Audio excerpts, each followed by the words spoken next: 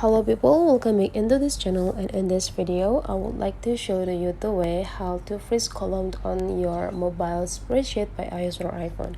So here I already have the document, and in my document I have a lot of data. So whenever I scrolling down this data, the title of each column here will be also disappear.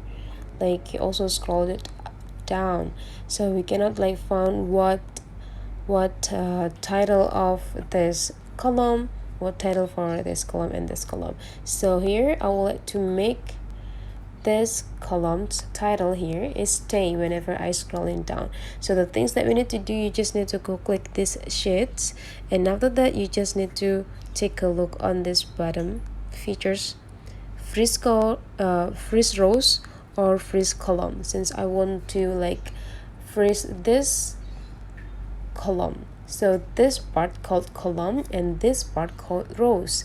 So here I would like to freeze these three titles, so we need to freeze the rows of rows 1. So you just need to go into the freeze rows and go increasing the number from 0 to 1, so the rows 1 will be freezed on this sheet. So here is the result.